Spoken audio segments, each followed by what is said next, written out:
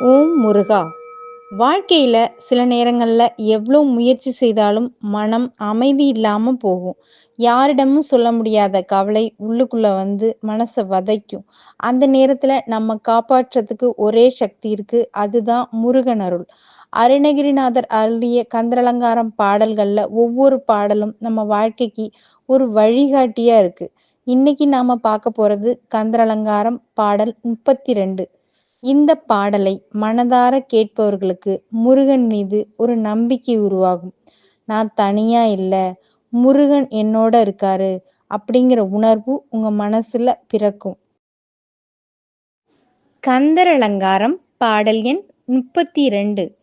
கிளைத்துப் புறப்பட்ட சூர்மார்புடன் கிரி ஊடுருவ தொலைத்துப் புறப்பட்ட வேர் கந்தனே துறந்தோர் உளத்தை வளைத்துப் பிடித்துப் பதைக்கப் பதைக்க வதைக்கும் கண்ணார்க்கு கிளைத்துத் தவிக்கின்ற என்னை என்னால் வந்து இரட்சிப்பையே. இந்த பாடல்ல அருணகிரிநாதர் முருகனை அழைக்கிறார். சூரபத்மன் என்ற அசுரனை அழிக்க முருகன் தனது வேல் ஆயுதத்துடன் போரில் சென்றார். அந்த வேல் மலைகளையும் துளைத்து செல்லும் அளவுக்கு வீரமும் சக்தியும் கொண்டது. அப்படிப்பட்ட வீரமூர்த்தியான முருகன் அசுரர்களை மட்டுமல்ல, மனிதர்களின் உள்ளத்தில் இருக்கும் பயம், துக்கம், கவலை எல்லாவற்றையும் அழிக்க வல்லவர். இந்த உலகில் சில மனிதர்கள் மனதில் இருக்கும் ஆசை, கோபம், பொறாமை போன்றவற்றால் தங்களையும் பிறரையும் வதைக்கிறார்கள். அப்படி வேதனையால் சோர்ந்து தவிக்கும் மனிதர்களை பார்த்து அருணகிரிநாதர் சொல்கிறார், முருகனே, இந்த உலகத்தில் மனவேதனையால் இளைத்து தவிக்கும் என்னை நீ எப்போது வந்து காப்பாற்றப் போகிறாய்? இதுதான் இந்த பாடலின் உண்மையான ஆன்மீக அர்த்தம்.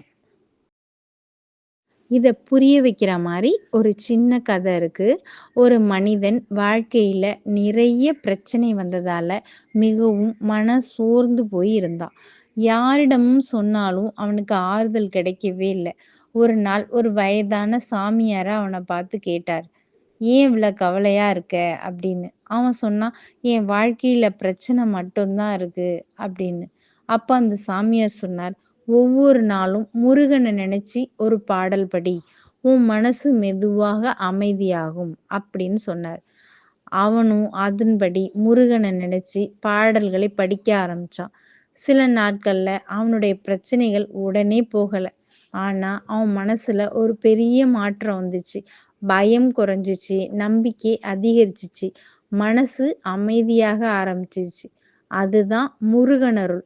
அதனாலதான் அருணகிரிநாதர் இந்த பாடல்ல மனவேதனையால் தவிக்கும் என்னை நீ எப்போது வந்து காப்பாற்றப் போகிறாய் அப்படின்னு முருகனை அழைக்கிறார். நிறைவாக கந்தரலங்காரம் பாடல் 32 மனவேதனையால் தவிக்கும் மனிதர்களுக்கு ஒரு ஆறுதலாக இருக்கும் பாடல். முருகனை மனதார நினைத்து இந்த பாடலை கேட்டால் மனதில் ஒரு நம்பிக்கை பிறக்கும். அடுத்த கந்தரலங்காரம் பாடலில் மீண்டும் சந்திப்போம். முருகா சரணம். ஓம் சரவண பவ.